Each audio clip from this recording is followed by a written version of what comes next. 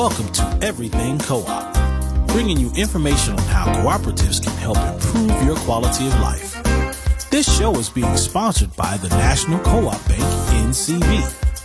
The NCB is dedicated to strengthening communities nationwide for the delivery of banking and financial services for the nation's cooperatives, their members, and other socially responsible organizations. For more information on the power of community ownership, visit ncb.coop. That's ncb.coop.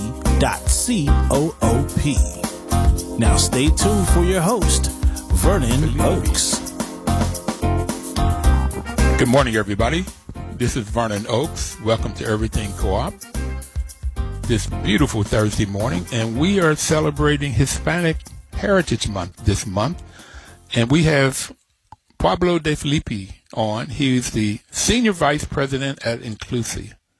That is a national nonprofit association of more than 400 credit unions and CDFIs. Pablo is from Chile. He has 20 years of experience in finance and financial inclusion. He works with financial institutions both domestically and in the international arena. He's implemented, promoted, or scaled several important initiatives aimed to expanding access to affordable, responsible, and sustainable solutions to the financial needs of low and moderate income communities. Good morning, Pablo. Vernon, good morning. Fantastic. Thank you for having me here. Really appreciate it. Thank you for coming on. Thank you for being here this morning. And how are you today? I'm great. It's a rainy day here in Madison, Wisconsin, but it's still a great day to be alive. Oh, fantastic. Well, thank you for being on the show this morning. Can you tell me, you're working with credit unions. Credit unions are a co-op. How did you get into this business? It was all an accident. So you mentioned that I'm from Chile. I was raised and born in Santiago, Chile. Came to the States in the mid-90s. I was 25. And my dad actually was member of small credit union called the Lower East Side People's Federal Credit Union in New York City. So we arrived on a Saturday, and on a Monday morning, the first Monday, we were at the credit union opening an account. That was my first, interaction with a financial co-op. I didn't know even that it was a co-op. It was El Banquito de la Esquina, right? Yes, the little bank around the corner. And I did not have a clue of what that, action would represent for my life. 25 years old, get into New York on the east side, Lower East Side, Manhattan. Lower East Side, yep. And your father, on the first work day he's here, goes and opens up the credit union account. Exactly. In a little bitty credit union. Poquito. Okay. Small but mighty. And that's really, where we can talk about, how co-ops can be an amazing way to empower people, particularly minority populations. Okay, before we get to the mighty part of it, you came here at 25 years old. Did you speak English when you got here? Un poquito. Just enough to not to be understood at all. Not to be understood. So it was very challenging, frustrating, of course, but you have to do what you have to do, and I follow my family's lead. My dad actually had lived in this country, for years before we came, and he lived for many years. Actually, he passed away 10 years ago, and he never really was able to master the language, So he lived in this, I don't want to say a ghetto, but, his experience was more limited just because of the language barrier. So you said you lived in the ghetto?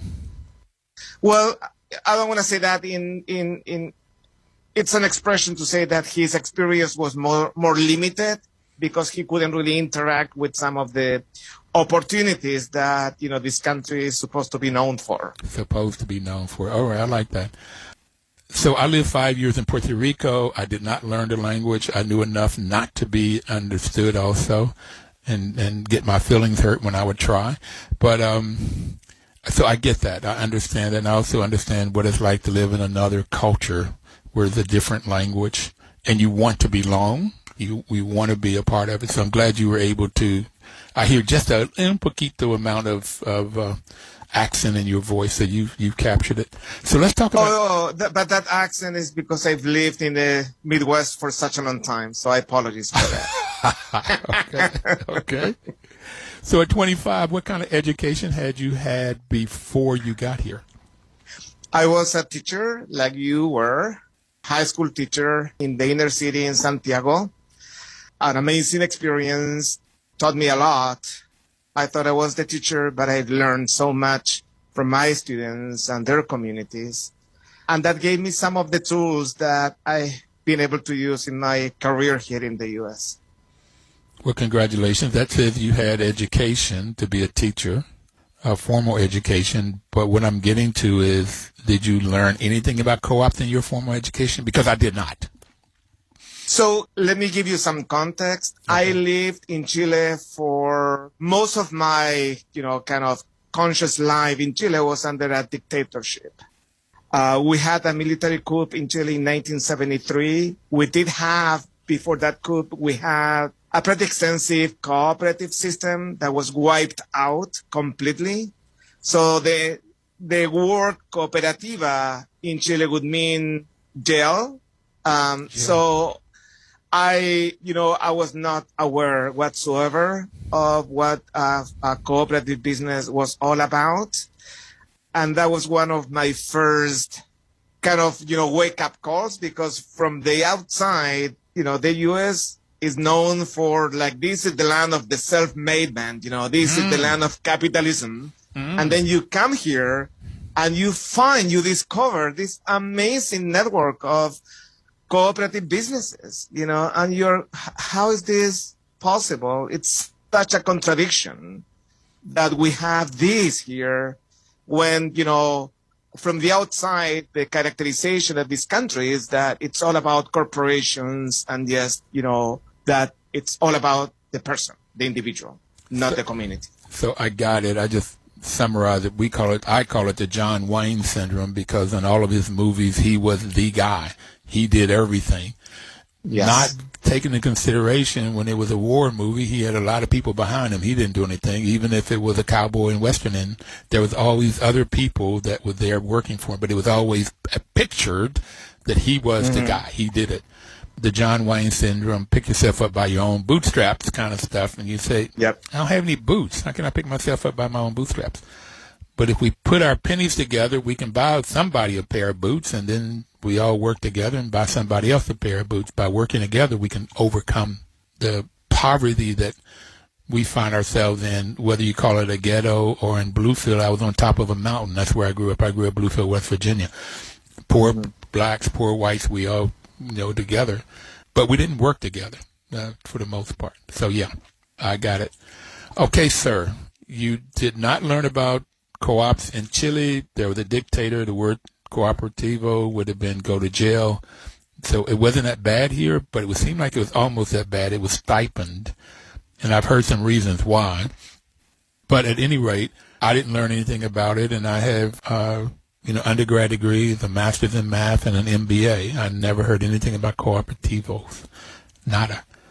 I only heard about it when I started managing housing co-ops. And I fell in love with them when I saw everyday people making very intelligent decisions, sometimes at best a high school degree, formal education, very smart, more often than not women, black women in Washington, D.C., really, really making great decisions, running a business, holding each other accountable. Loved it. So your education, you had education, you were able to teach. You, as I, learned a lot from our students, learned a lot by trying to figure out how to get it across to them. Came to New York, live on Lower East Side, and your father went into the credit union the first day of business and opened up an account. Got it. Got it. So now from there, how did you start working in co-ops? So my dad took us to open an account because he was already a member of the credit union. This credit union, the Lower-East People's Federal Credit Union, is really iconic. It was the first instance where a bank, Manufacturers Hanover at the time, was sued by the community because they had decided to shut down the only branch they have in the Lower East Side community. So the community rallied behind the idea that, well, you cannot leave us. What's going to happen to us? We don't have any access. And this is back then was a community of 80,000 people. I mean, this is in the center of the universe, 2 miles away from Wall Street, Vernon, and they were being shut down from the financial mainstream. Yes, because this bank decided that this community was too poor. They couldn't serve it. Now, this is the funny thing, right, is that they had deposits from the community, 25 million. So the community wasn't that poor after all. It was poor in the sense that they didn't want to lend to the community. Yep. And banks cannot make money unless they lend it and get interest. But if they don't want to lend because you are brown people and therefore everybody know black and brown people don't pay back their loans. Of course. But that's what they believe. But the real thing is banks are only interested in one thing. Well, their first three priorities are getting their money back, getting their money back, and getting their money back. That's what I learned in school. And the only way they'll loan to people is already have other assets. So you have to have other assets before they'll loan to you. And if you all came here from Chile, you don't have real estate or businesses or stocks or bonds. You have no assets, so they won't loan to you. So they get the deposits, but they can't make any loans. They can't make any money. Got it. We're going to take our first break. We'll be right back. I really want to get more into these 400 credit unions that you guys work with and low and moderate income communities and the purposes of them. We'll be right back. Please don't touch that dial.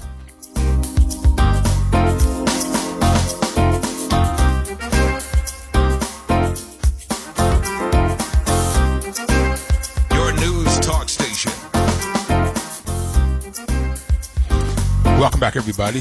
WL makes a great partner because their motto is information is power, and the National Cooperative Bank sponsors this program to give you information about co-ops. If you take this information, it only becomes power if you take it and use it. So if you take this information that Pablo is giving us today and use it, go to your credit union, join a credit union, start a credit union if you're in a community, get into a credit union, get on their board, become active, and provide the different kinds of loans that your community needs. That's what makes credit unions so great. At least that's my experience, and Pablo's going to tell us his experience. So, Pablo, I said when we come back, I want to talk about the 400 credit unions and what's the niche for these credit unions that belong to Inclusiv. Yeah. Thank you, Vernon. So the U.S. has more than 5,000 credit unions, so there's a huge financial cooperative system here. By the way, in Puerto Rico, there's also a pretty strong financial cooperative system that serves, 1 million people here in the U.S. Credit unions serve over 150 million consumers, so it's a big, part of the financial system ecosystem, I guess. Many of these credit unions are low-income designated, meaning that most of the members they serve are either low-income or live in low-income census tracts.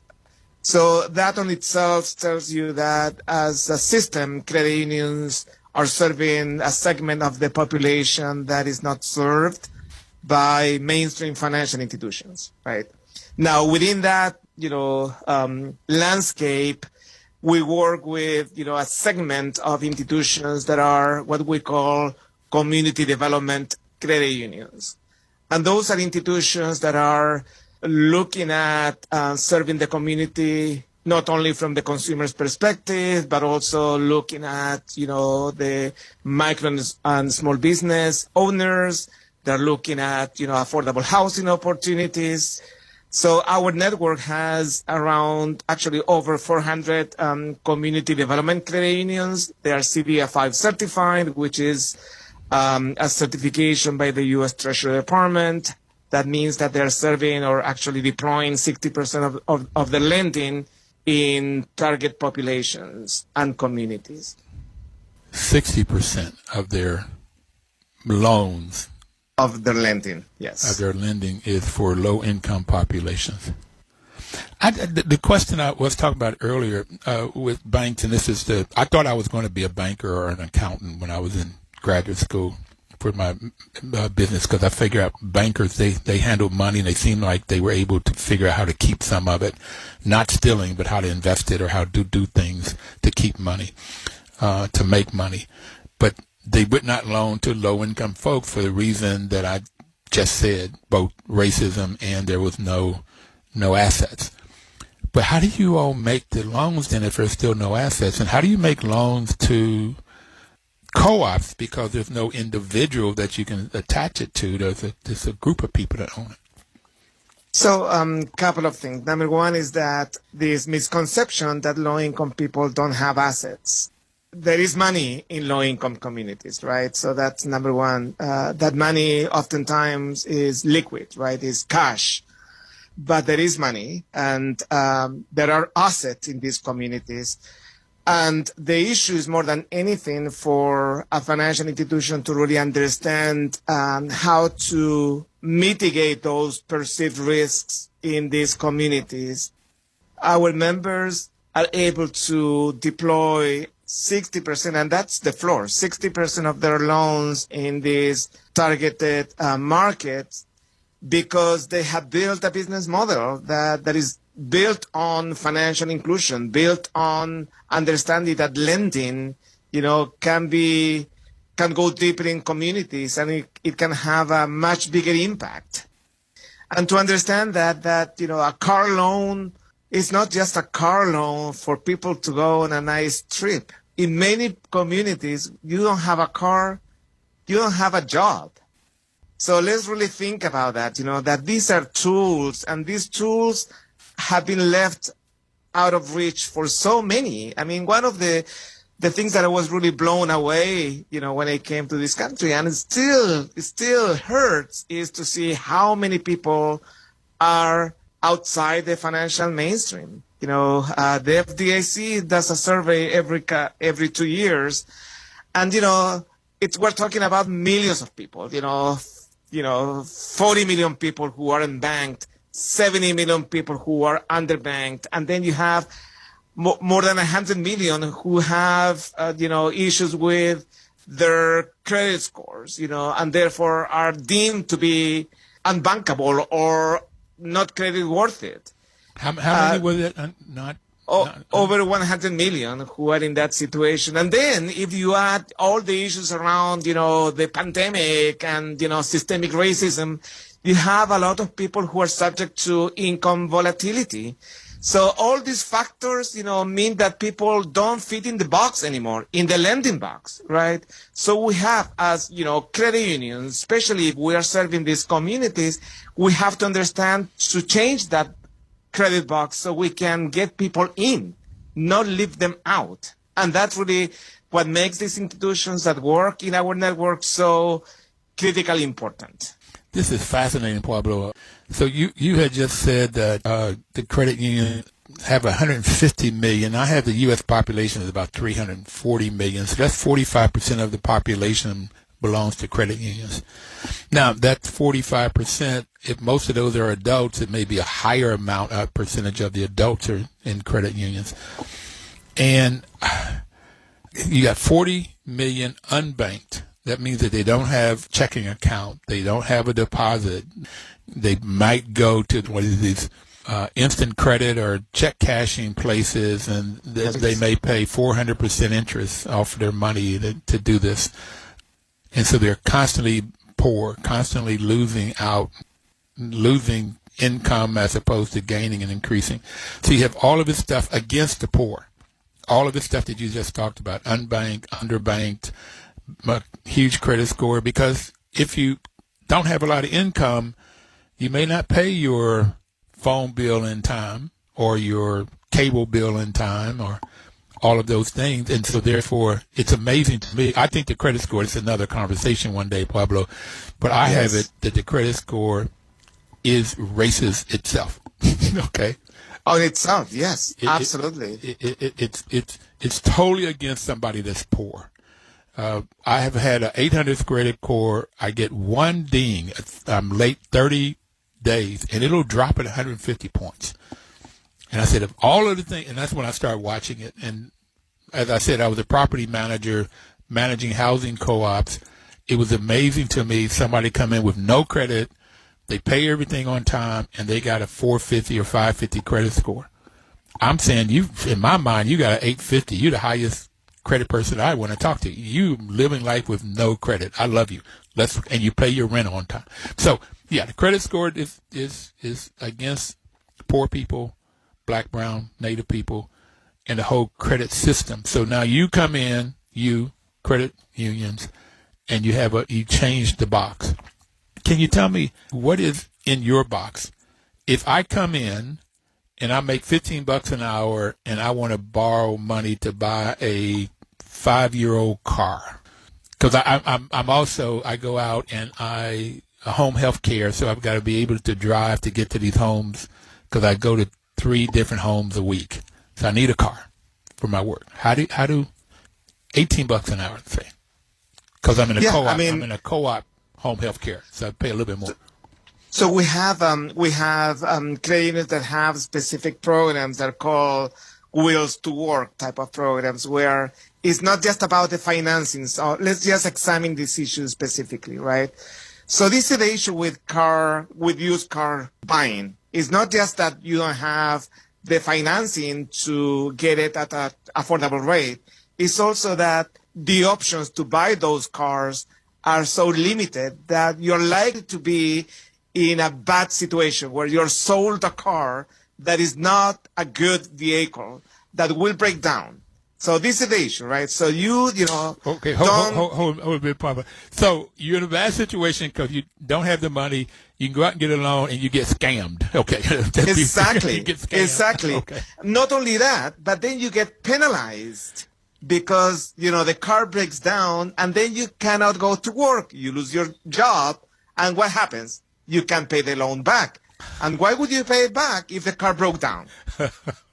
It's a trap. Right. It's a vicious, terrible psycho trap. Okay. Yes. And then we blame low-income people for being poor, when we don't understand that it's about the tools that they have access to, and that's why financial services are so important. This is not a matter of just convenience. It's a matter of asset building. It's a matter of access. Okay, so we're going to take our second break, and I really want to come back and talk about this access and what is this Wheels to Work program, and we'll get into other different programs and how it happens in co-ops as opposed to in the regular banking institution, the regular financial institution that America has grown up with. Listen, anybody out there, go join a credit union. Go join a credit union. We'll be right back.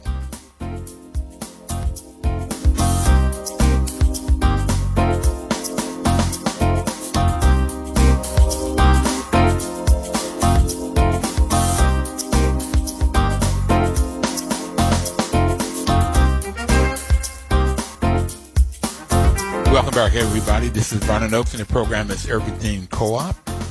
This is our 8th year, Pablo. We've been on this October. We're celebrating eight years on the air talking about co-ops, and it's my absolute pleasure to do that. And the National Cooperative Bank has been with us every step of the way. NCB's mission is to support and be an advocate for America's cooperatives and their members, especially in low-income communities, by providing innovative financial and related services. And it sounds like that's the same thing that Inclusiv does with its 404 member cooperatives. So I would also imagine, Pablo, that you guys work with NCB in some kind of capacity. Is that right? Absolutely. And first of all, congratulations, Vernon, 8 years.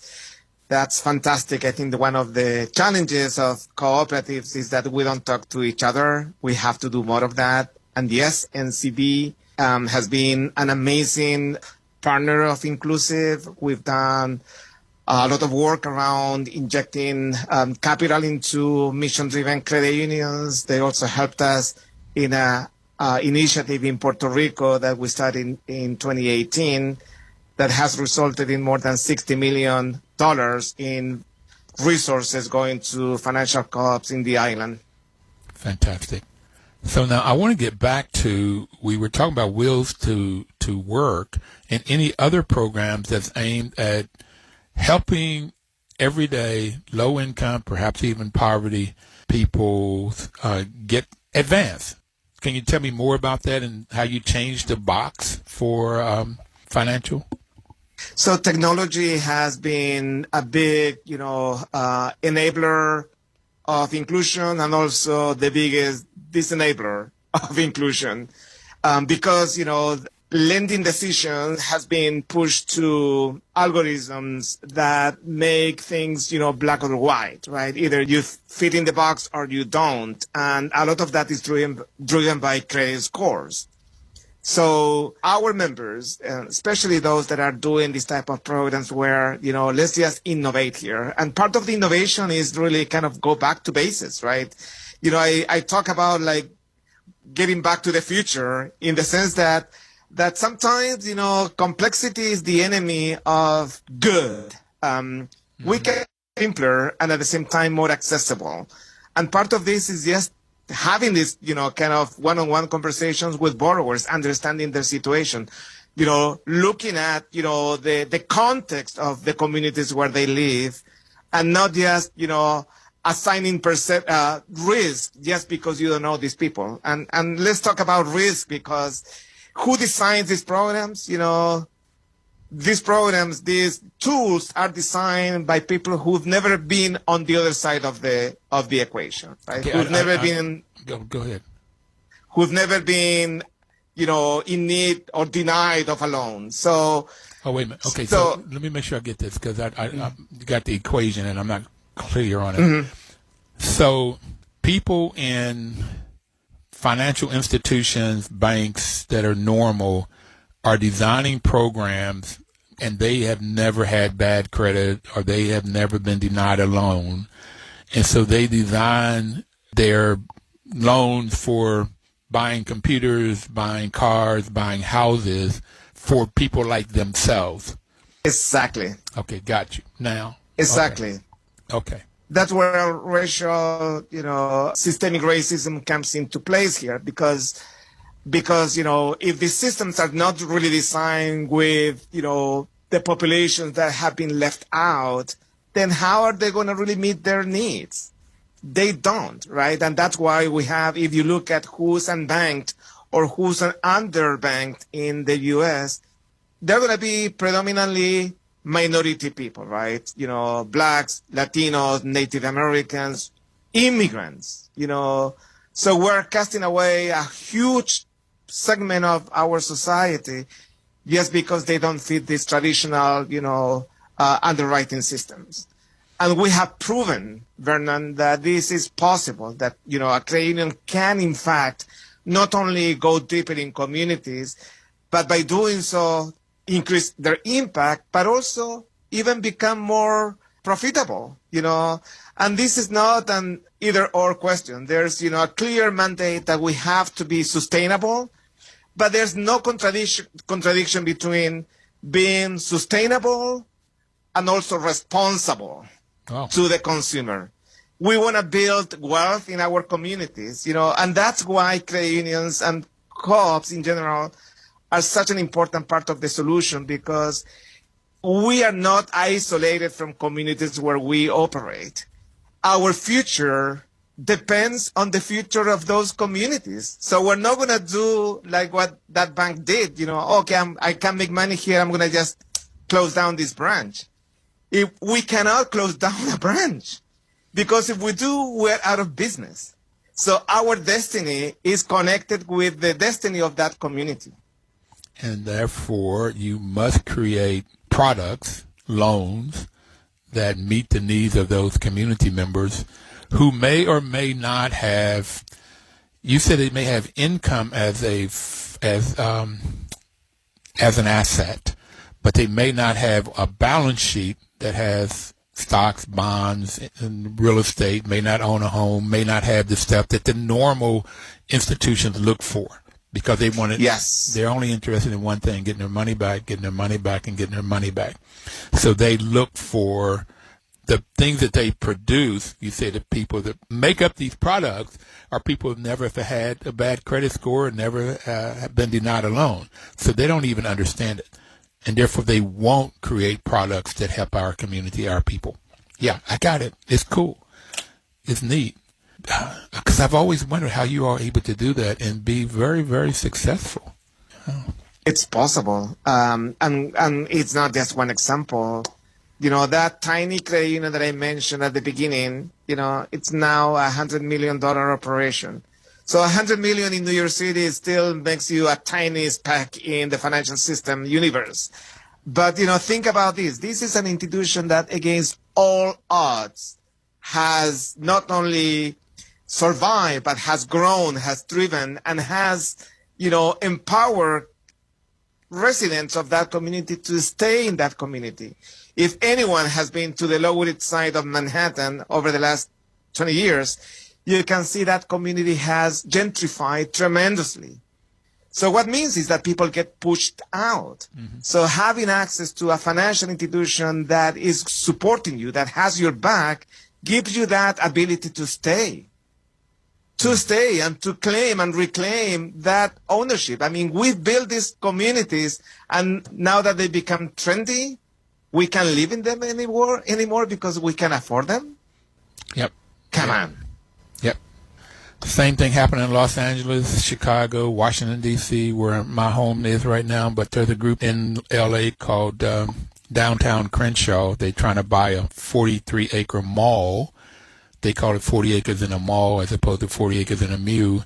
And they're having a lot of difficulty doing it because they're concerned about gentrification and all of that does. And they can get in there with credit unions, with affordable, low-equity housing. They can own that community and grow that community and not be pushed out. So that's what they're in the process of doing. Love what you guys are doing, man. Love what you're doing. How does one find a credit union in their neighborhood to join? Well, I mean, there's different ways of doing this. You can go to the NCUA. NCUA is the federal regulator for credit unions. They have a credit union finder function, and you can find a credit union in your community. I think that people have to do a little bit of a homework, so if any credit union is definitely better than any banks. Okay, let's just put it out there. But then, depending on where your community is, you want to be a little bit more intentional. Find an institution that is more immersed into community development, right? So you look for a CDFI certified credit union or for a community development credit union, and you can come to our website and you'll find them there. Or even NerdWallet now has a function where you can find mission-driven financial institutions, and you will find credit unions that are doing this work in your community. If you are an immigrant, a Latino person who doesn't have access to any big services because, banks, ask for documentation that oftentimes immigrants cannot produce. It has to be, a U.S. government issue ID, which is not really a mandate from any rules. In any case, you can go to a Juntos Avanzamos designated credit union, and that's a designation that Inclusiv has been providing for the last 5 years, and basically signifies that institution is willing and able to meet the needs of Latino consumers. Just go to juntosavanzamos.org and you can find the listing there. So what, Juntos what now? Juntos what? Juntos Avanzamos. JUNTOSAVANZAMOS. Yes, exactly. .org? .org. Mm-hmm. And then you can find a credit union that speaks your language, serves and empowers Hispanic consumers. Yes. I'm looking at it on your website, and your website is Inclusiv. That's Inclusiv, everything but the E, INCLUSIV.org, Inclusiv. And you can look under initiatives, and you look under initiatives, the first one that pops up is Juntos Avanzamos. What does that mean in English? Together we advance. Together we advance. And then there's Pathways as an initiative. I like the Inclusive Black Communities. There's a initiative in Puerto Rico, Rise and Financial Center in Atlanta. Mm-hmm. And you talked about inclusive technology for increasing and enhancing technology. Okay. What is that technology for the consumer? What kind of technology you have for the consumer?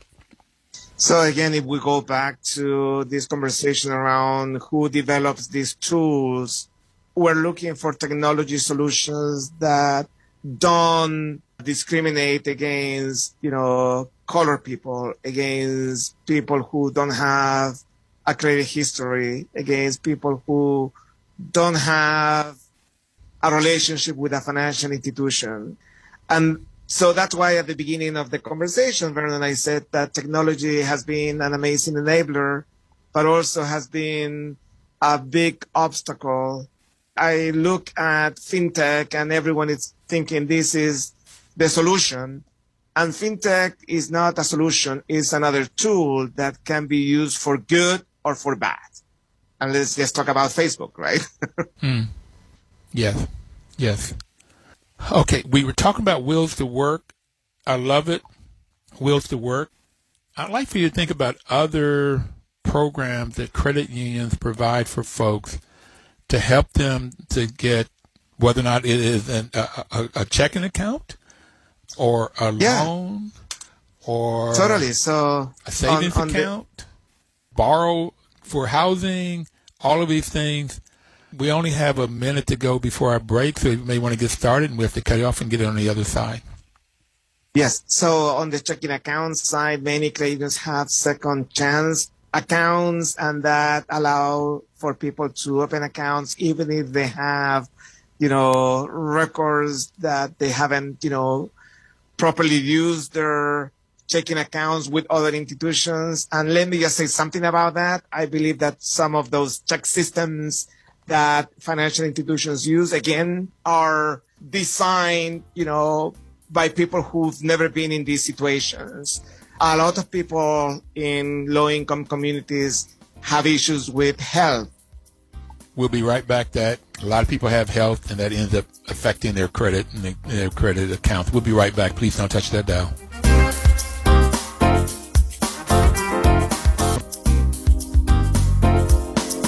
Welcome back, everybody. This is Vernon Oakes. Program is Everything Co-op, and this is October. This is our first show this October, and I've already said this is Hispanic Heritage Month. And Pablo DeFilippi is on the show representing Hispanics. He's from Chile, and he's done a lot of work. And when he came here, he spoke very little English. Father never learned the language. This is also the 8th anniversary of the show. We were only going to do it for 1 month, Pablo, but I enjoy it, and everybody enjoys that's been on the show. We've had a lot of cooperators on the show in these 8 years.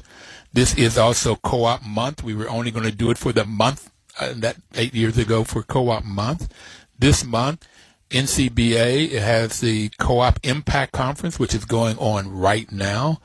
And yours truly has been a moderator of a couple panels. One is today at 1:30. It's called Reimagine Cooperative Appalachia. I'm from West Virginia, which is a part of Appalachia, and getting co-op to come in and help poor folk in Appalachia.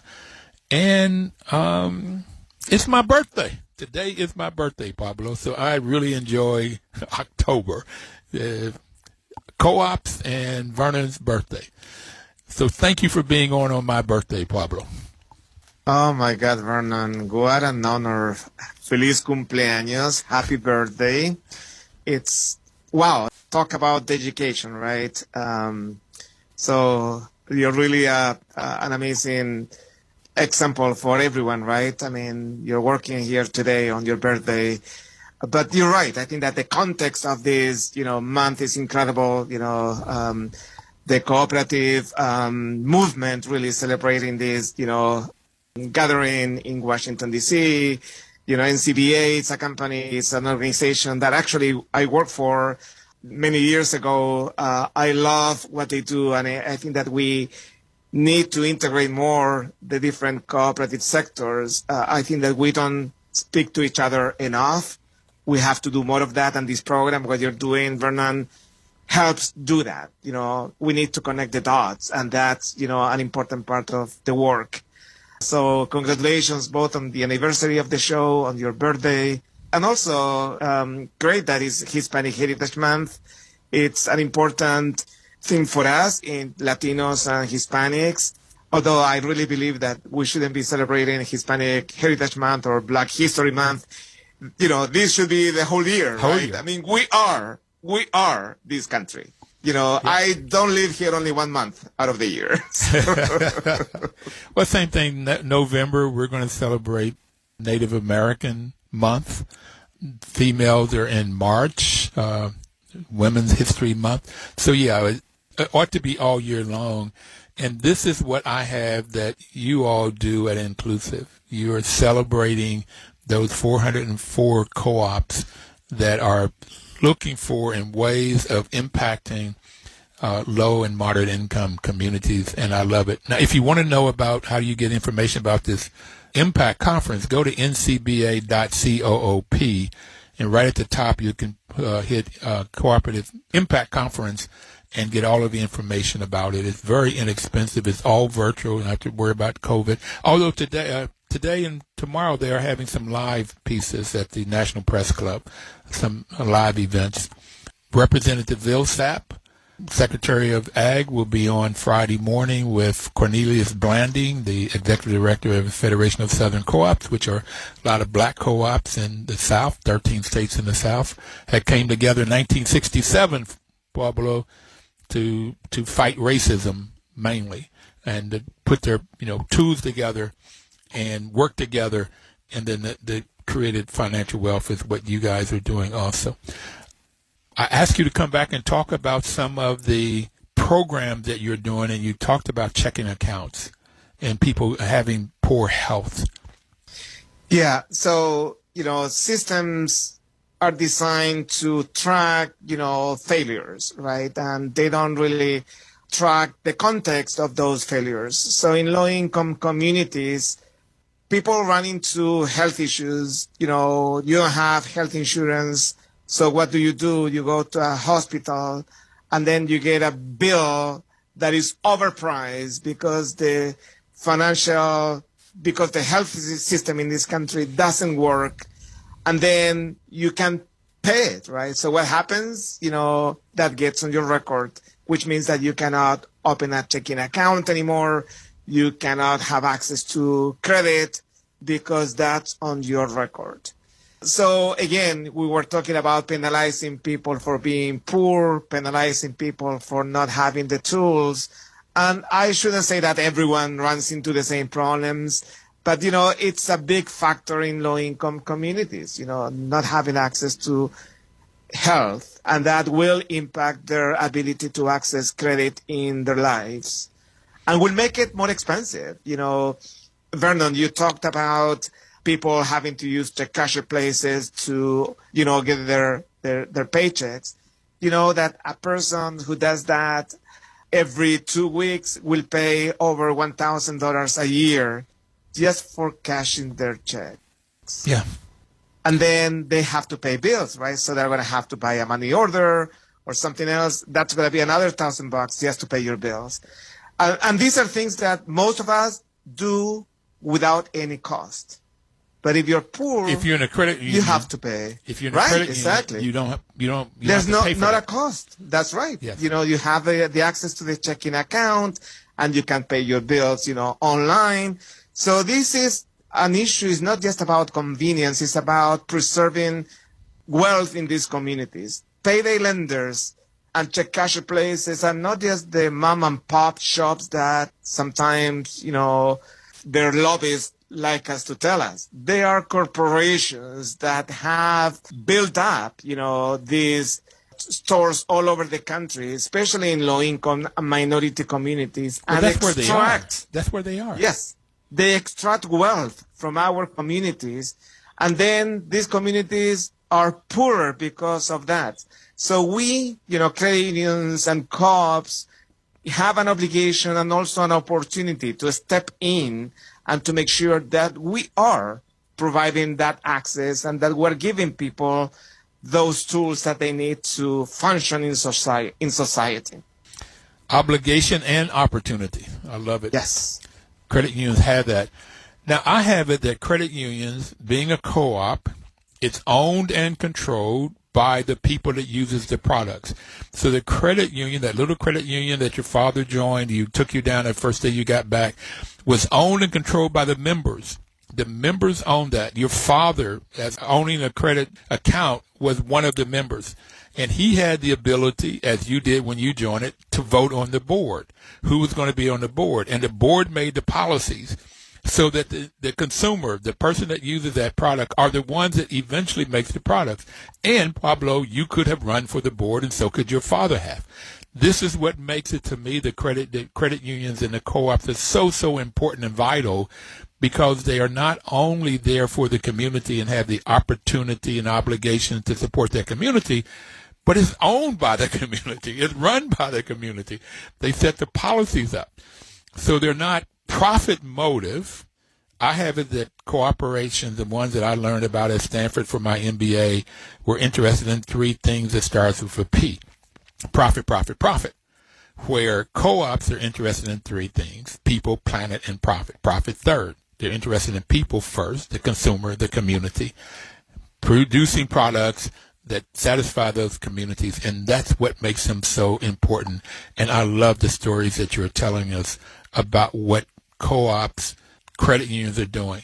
Now, I need you to go back one more time and tell people how to get to your website to get to particular Latino Americans. This is Hispanic Heritage Month. How do you tell Hispanic folks how to find a credit union? Well, yes. So you can go to our juntosavanzamos.org website. We have a listing of credit unions that are certified to serve the Hispanic community. It's not an all-inclusive list. I want to be frank.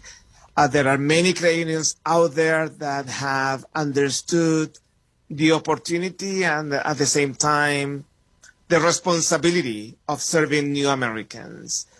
In fact, let me just tell you a funny fact. Do you know that the first credit union in the U.S. was established by French-Canadian immigrants that came to New Hampshire? It was called St. Mary's Bank. And the reason it was established is because these French-Canadian immigrants didn't have access to banking services. Yep. So this is part of our DNA. Yep. What would you like to leave people with? We only have about a minute left. What's the message? The message is that we need to act together. We should be working more closely together. CoOps are unfortunately still a hidden secret. We need to be proud of it. We need to find more visibility. We need to cooperate more. But the most important thing, in my opinion, is that we have to do something today. So contact a credit union, come to our website, let's do something together. Fantastic. Like the program says, Juntos Avanzamos, together we advance. Together we advance. I love it. And I want to tell you, I know you got this program in Puerto Rico. I lived there 5 years, so maybe we can get together, you and I, and go to Puerto Rico and figure out, go do the salsa someplace.